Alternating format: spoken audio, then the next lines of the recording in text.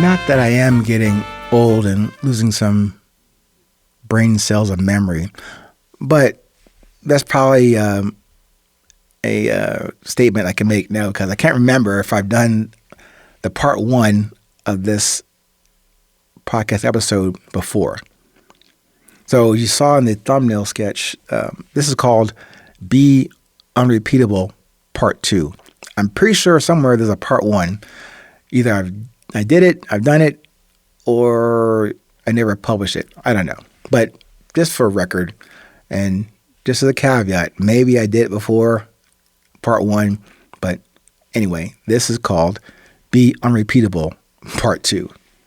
Now, I got that title, either part one or part two, from a kind of like a semi-documentary about one of the greatest guitarists ever, Slash, from Guns N' Roses. One of the greatest guitarists I've ever heard. And of course, I'm into music, I love music. But he's still playing too, so he's not gone. Still playing. And in this documentary that really got me riveted to this conversation, someone had asked him what he wanted to be at the beginning, at the outset of his career, even before it became Slash, the Slash. Someone asked him that question, and he said, oh, back up. If someone asked me, maybe in high school, what I want to be playing for the New York Yankees, third base. That's what I wanted to do. Or I wanted to do this in life. I never said I want to be a combat Army veteran. That wasn't on the agenda. But I had no idea at that age, 16, 17, I had no idea what I wanted to be. But this is a sidebar. Mr. Slash, when asked that question, what he wanted to be at the beginning of his career, he said this, quote, "I want to be recognizable," unquote. I love that statement. I want to be recognizable. Not rich, not famous, not number one at the top of the mountain of guitarists before or after. He just said simply, I want to be recognizable. I need to use that and to connect that to myself.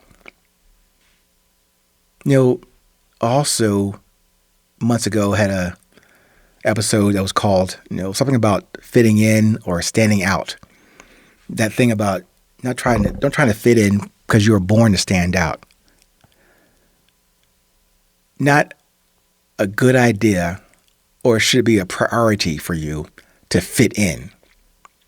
Remember, this is entering together into this resilience world. I know the status quo and the powers that seem to be prominent in this world require and sometimes mandate that restriction on you. They sometimes want you to, or command you, or enforce the idea for you to fit in, to shut up, sit down, get in line, those kind of restrictions or constraints. But I offered a different view on me and you just a few days ago about the star that you are. I think it's called in that episode, The Lone Star State. If you didn't download that episode, check out the episode about the Lone Star State. So in that episode, and now I'm going to remind you about the star that you are and the star that I am. No, not with a star on the Hollywood Boulevard. Not like that. Not that kind of star. More like the stars you can witness above your head at night.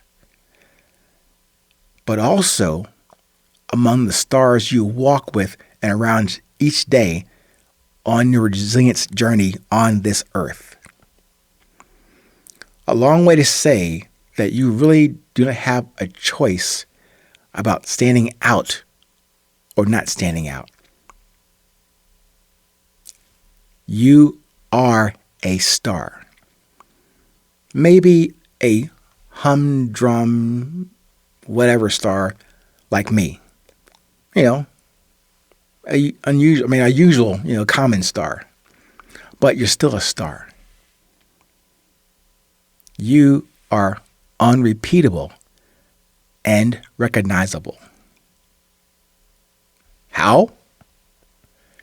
In how you present your message and purpose through your defined desire, discipline, and drive. You can attempt to hide under a rock or under some wicker basket, if you can find one big enough for your slumber and your retreat each day.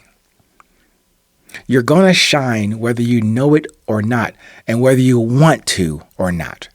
It's you, your true nature, or the nature you have spoiled with other evil intentions. Those will become apparent.